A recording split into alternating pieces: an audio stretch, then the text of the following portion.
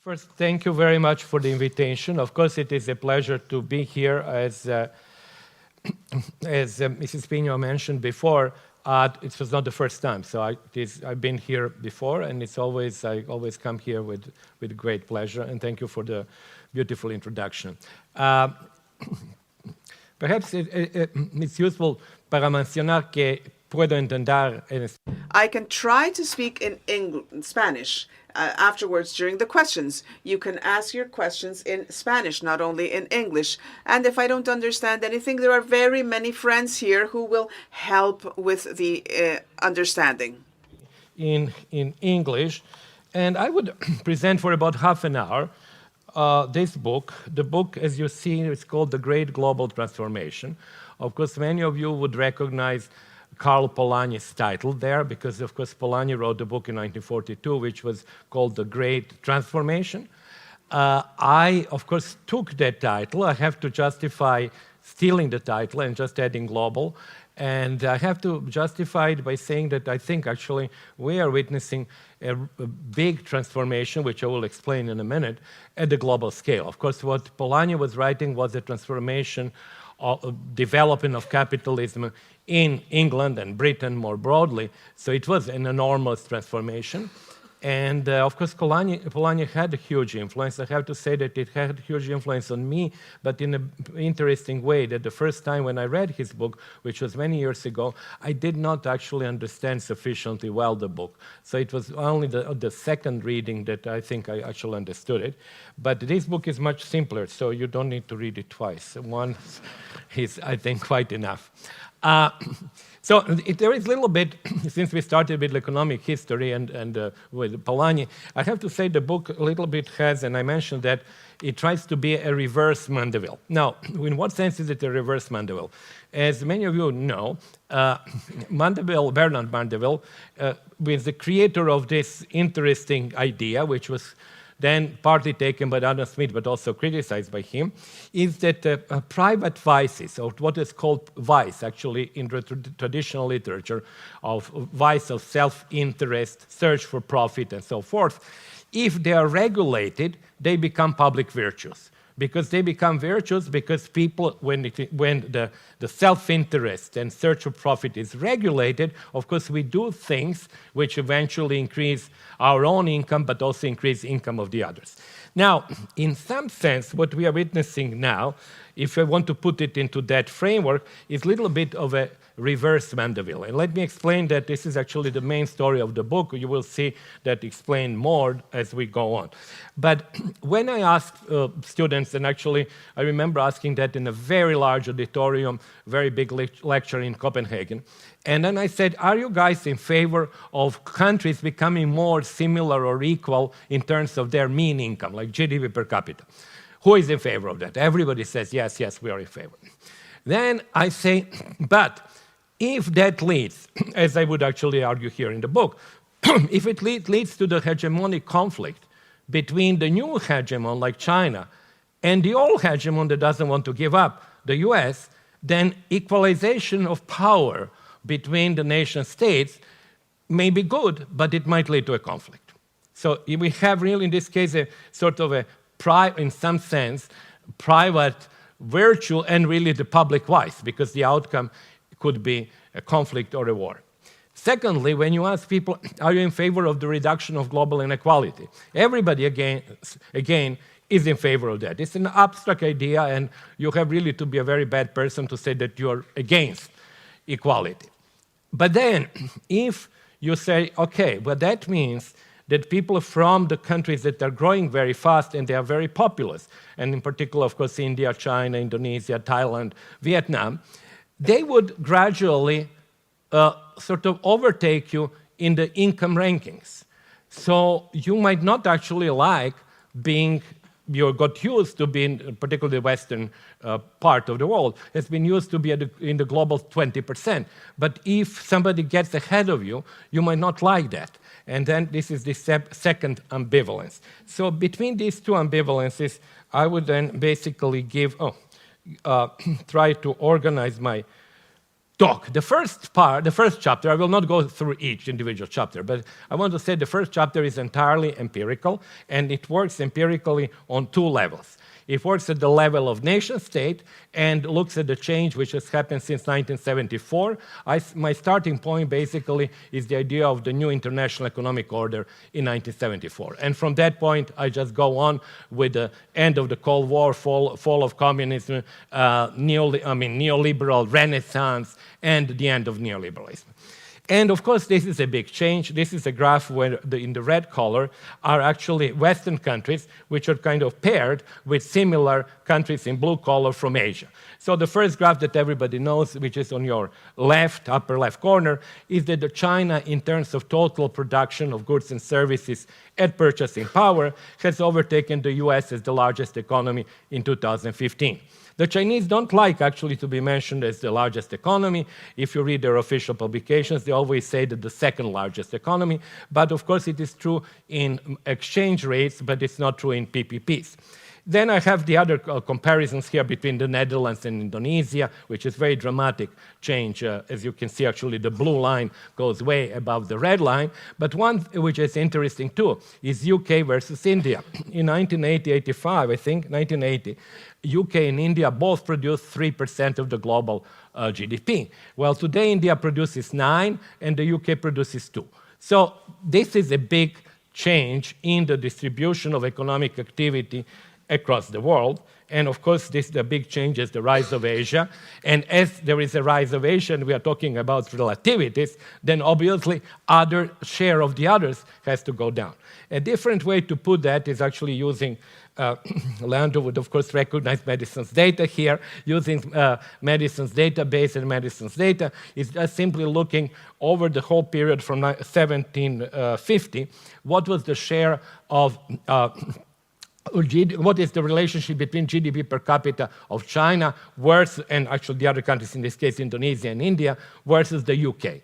And of course, what you do see here is that share went down, the ratio went down for 40%. In other words, Chinese GDP per capita was 40% of the UK. It went all the way down to less than 5%.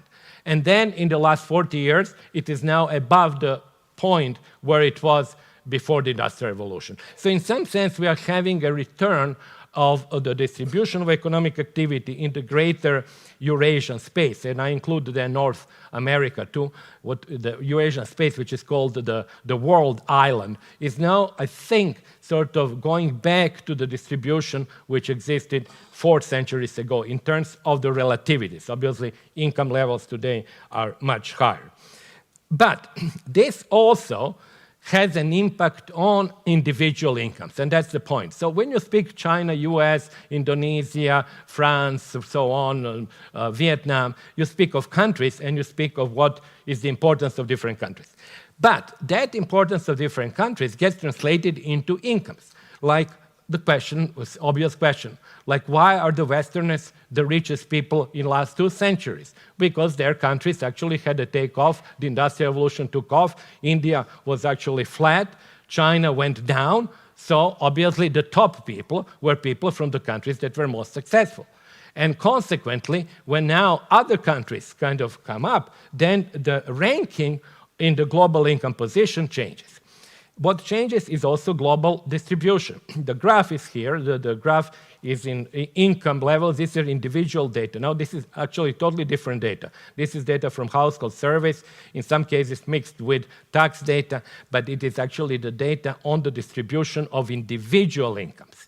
And what you notice here, between 1988 and 2018, that distribution has changed in 2 very important ways. First, it has moved to the right, which means that actually incomes in the world have increased, and that has moved throughout. Actually, from the left to the right, you see an increase, and you see movement. And secondly, you notice that the distribution is now much more symmetrical than it used to be. In the past, really, people from poor countries, this is still people, this is not countries in this case, people were really located at a low level of income, and they have now moved towards the middle, and they have made the middle thicker. So some people speak of the global middle class. I think it's maybe a little bit too much to say it's a middle class, because from the Western point of view, these are relatively, poor people. We are talking here about $3,000 or $5,000 per year in PPP terms. So this is not the Western middle class, but they are in the middle of the distribution. 2023, I just simply want to show that it's very similar to 2018, but unfortunately and ironically, we have less data now than we used to because of really significant decline in the data on individual incomes from African countries. So the distribution 2023, as you can see, looks more or less the 2018, but it's a little bit slightly different, and I think it's different because of the lack of data from the poor countries. An important thing, and I will go through this complicated graph very briefly, but this graph shows you the importance of China in the reduction of global inequality.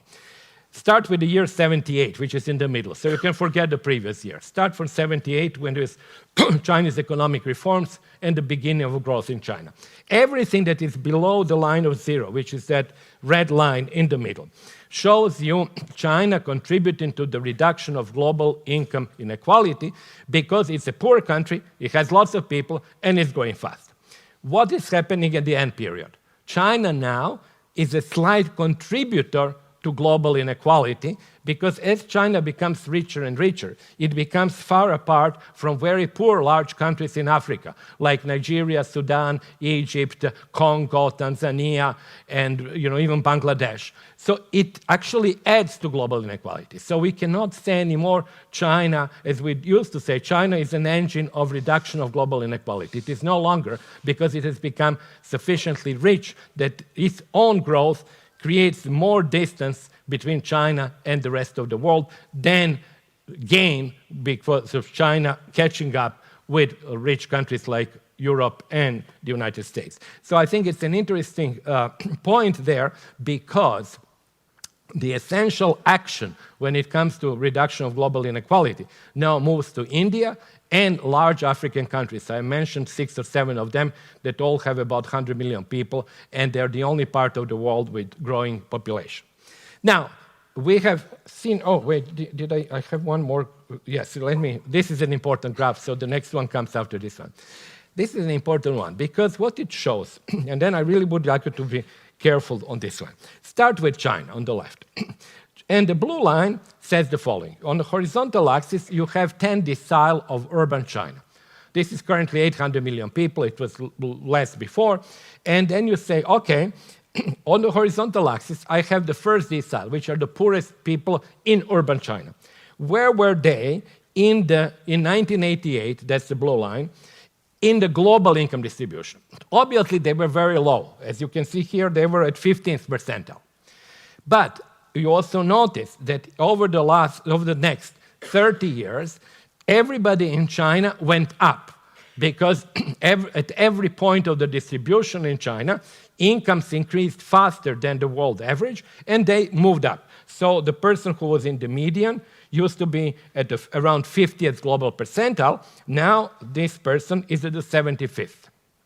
And you say that's excellent, because we are very happy that the Chinese have grown so fast, and that actually they are now richer compared to the world, and actually richer in real terms than they used to be.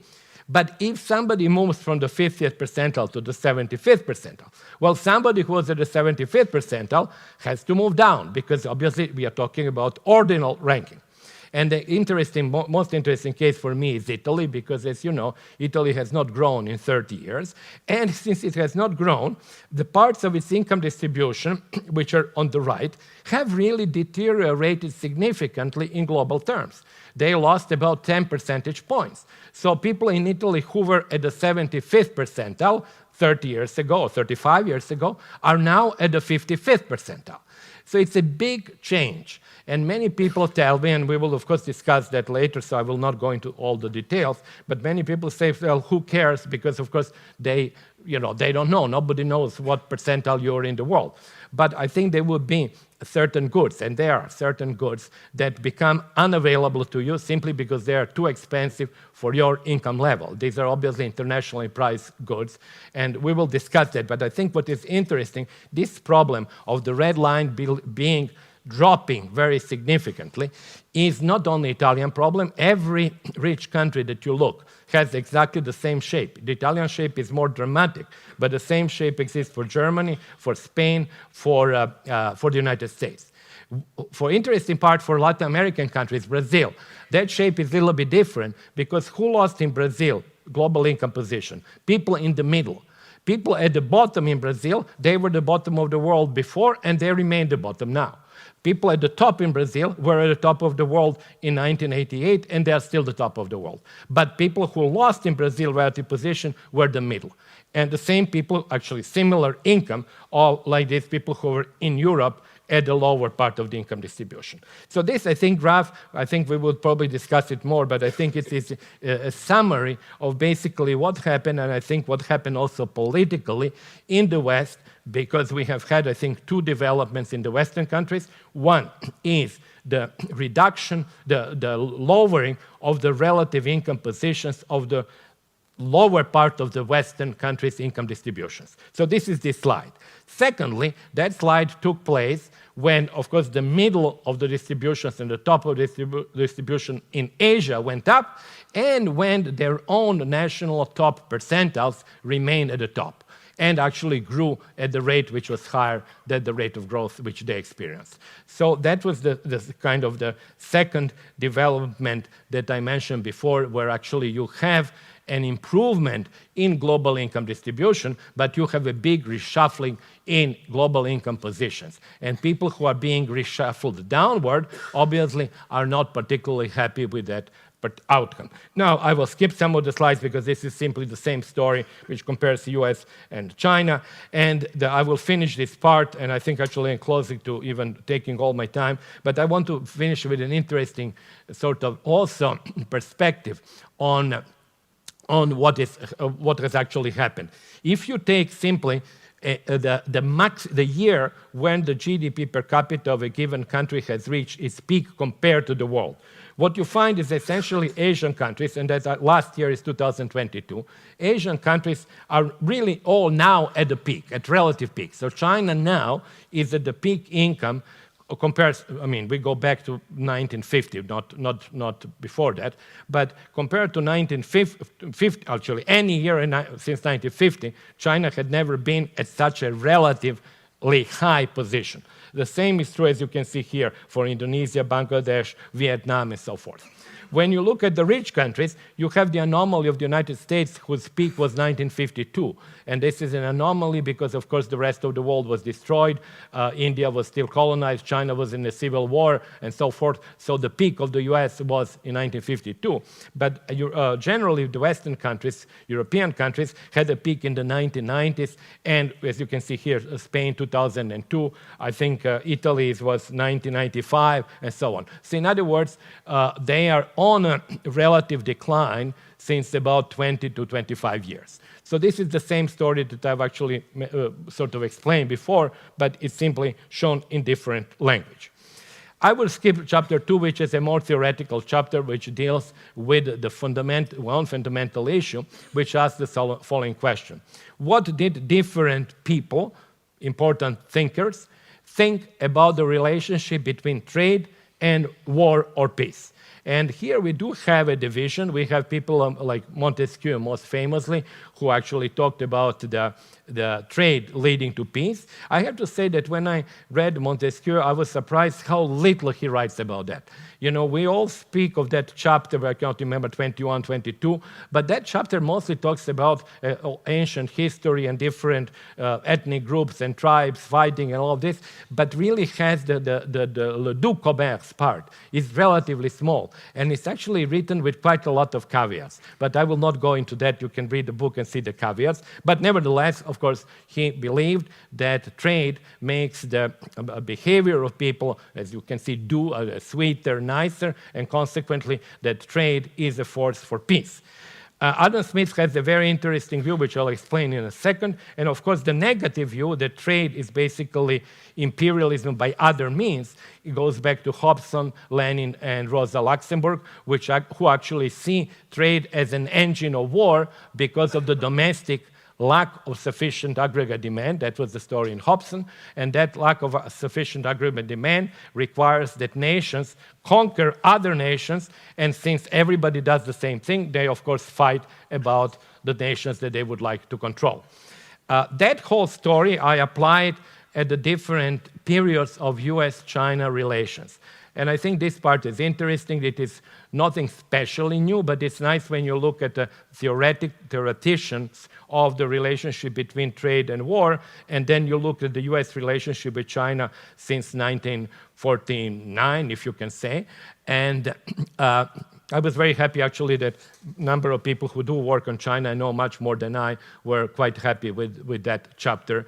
And, of course, that was a big change in the relationship, at least three changes, the regional enmity, then conciliation, and the de facto alliance against the Soviet Union, and then good relationships in the 1990s, 2000s, and now change today. But I want simply to mention, and I think I have this quote from Adam Smith, which may be difficult to read, but I'll tell you the main story there, because I think it is a quote which is very seldom mentioned, and I find it extraordinarily well written and extremely challenging. What he says is that trade promotes convergence in incomes between the countries. But economic convergence also means convergence in technological and military power. And equality in military power ensures peace. So what is interesting in Adam Smith, it is not trade per se, like in Montesquieu, which would bring people to become peaceful because they have mutual interest to kind of respect.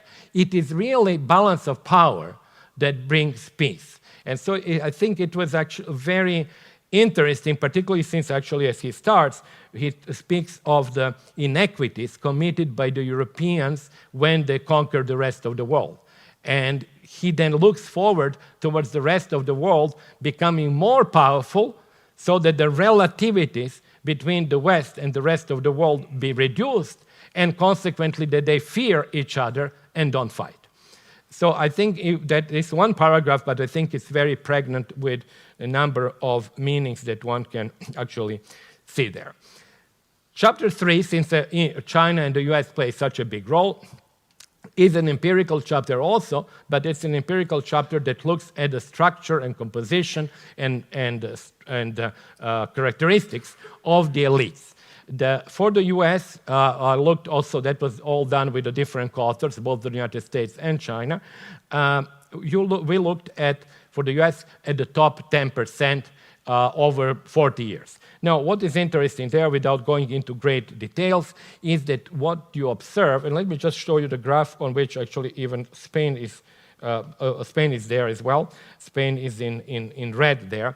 What this is the number of the percentage of people who are in the top decile, which is top 10%, but who are at the same time, and this is extremely important, and at first sounds counterintuitive, people who are in the top decile, but they are the richest capitalists, they are in the top decile by property income, and they are the richest wage earners because they are in the top decile by wage. Now, think of this. Think of Spain in 1950. Are you going to have in the top decile? Are you going to have not only doctors or a lawyer? That's not sufficient. You have to have a lawyer and doctor who is also among the top capitalists. It's not going to be very likely. And actually, when you look at Latin American countries, Mexico is here on the bottom, you find relatively few of such people. You can have people with liberal professions or software developments or whatever who are there and who get income, and of course financial sector, who get income from labor. But in order to be what I call homoplutic rather, to be equally wealthy, to be wealthy in both labor and capital, you have to have somebody with very high wage now, which places him in the top decile of wage earners, so he's a worker, and that same person has to be also among top capitalists, which means that he has lots of property. And as you see on this graph, in the US, and we use actually 3 different data sources for the US, we do find an increase in that elite, homoplutic elite, which now represents 1/3 of the top 10%, which means it's an elite composed about 3% of the American population that has At the same time, highest income in terms of capital and very high income in terms of labor. And this is that's what we call the new capitalism that certainly could not have been forecast by Marx or by Adam Smith, because for them, the distribution between factors of production, labor and capital, and actually whether you're the owner of capital or labor, determined your position in the income distribution of the country. But here we have actually a very unusual situation. And that situation, of course, has implications. This is actually for across different countries of advanced capitalist countries, and of course there the difference, this is like today's data, the difference is between more advanced countries where you have about 25% or 30% of people who have this feature in the top, 25 to 30% in the top who have the feature of being richest capitalists and richest workers, and of course in less developed capitalist countries. When I say less developed, it's not by GDP per capita alone, it's by social relations. You have that percentage that is much lower, it's under 10%. That has many implications, which I will skip, is that I look there at the idea of the managerial class, because there are some similarities between that and the idea of the managerial class that existed from the 1940s to the 1970s. But what is interesting here is that these people are not managers in the sense that the managerial class literature of James Burnham, Raymond Aron, John Kennedy Galbraith thought that they would be indifferent to private ownership. Since they are the largest capitalists, they are interested in security of private ownership. So it is very sort of interesting development ideologically as well, and as I said, I discuss it, and that can be something which can be, I think, discussed quite a lot. Now, what is happening in China? We look there at the top 5% of the urban income distribution. Chinese data, in some sense, because they're really sort of Marxist-oriented data, are quite rich because they sort of sort people and give them labels, whether they are small capitalists, large capitalists, professional managerial class, bureaucrats in the government, bureaucrats in the Communist Party. And so what it is interesting here, focus on the blue collar. The blue collar in 1988 is quasi non-existent in the sense that this is the percentage of people in the elite who are small or large capitalists. This blue color is really almost non-existent. This is elite of the top 5% in the urban distribution, and most of that elite depends on their income on the state sector. They could be working in state-owned enterprises as engineers, directors, and so on, or they can be working in the government administration, or they could be working in CPC administration.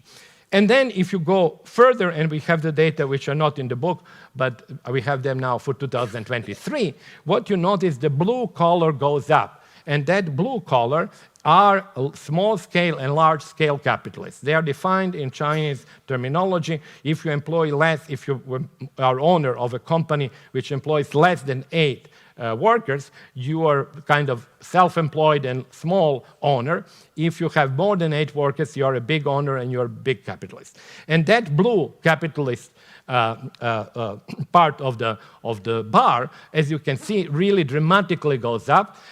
Between 2018 and 2023, no.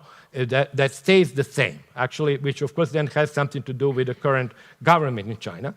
And you also notice that the green part, the light green part, which is professional managerial class, becomes much more important. So if you now add professional managerial class and the capitalist class in the top 5% of the urban population in China, you have them at more than 50%. Actually, they are reaching almost 60% of the people in the top. And I will finish with an extremely interesting detail. I don't know if I have it here. Yes, I have it here. Interesting detail that because the data also provide information about CPC membership. What is interesting is that overall, obviously, CPC membership gives you a certain percentage advantage over the others, when you put it in the equation, when you look at all the other components like education, number of years of experience, position, and so forth. But who has the largest advantage of everybody that we had in the database? Large capitalists. So the large capitalists in China with CPC membership gained something like, I think, 30% over an equivalent capitalist without CPC membership, which is at first sight only strange because you mix two words which somehow should not be together. You mix Communist Party and you mix big capitalists. But when you think of the structure of the Chinese system, it does make total sense that it really pays for you if you have large companies and you're very much involved into entrepreneurship and so forth. And you eventually depend also on the government that you would like to have a say in how government decisions are made, and it really helps you to be a party member. So that, of course, they discuss in the book actually how that can be interpreted and how that can be made similar to similar advantages that, of course, the top of the income distribution in the United States uses, whether it is so-called meritocratic education advantage or the others. So that was the end of the third chapter, and I will not speak of the fourth chapter. It is a subtitle of the book, but I think we will discuss it today. This basically discusses the likely future, in some sense maybe the most interesting chapter, but I think you need to come to that chapter one by one, not to kind of just go to that chapter, because it deals with Trump, with Xi Jinping and Putin, and sees them as what I call them, but without a pejorative meaning there, counter-revolutionaries, in the sense that all three of them have used the forces within their own country which were unhappy with neoliberal globalization and the excesses of power that was brought up by neoliberalism. So the social forces in China, US, and Russia are different, but the reaction is somewhat similar. And so when I put them together, I don't put them together for just reasons that many people just put them because they don't like them. I see that there are social forces, social waves that brought them to power, which of course also means that it would be more difficult to imagine the world where it is, I think, wrong to imagine the world where one or three of them all go at the same time, disappear, and we go back to the 1990s. We are not going to go back to the 1990s. That's, I think, a revolved world that will not come back. And so that was the last chapter, although this is not the last, because there is a chapter composed of 4 or 5 pages, which is titled somewhat enigmatically, Nationalism, Property, and Greed. Greed is an important element. And as I say here, it needs to be read because it really defies summarization. So I will stop there. Thank you very much.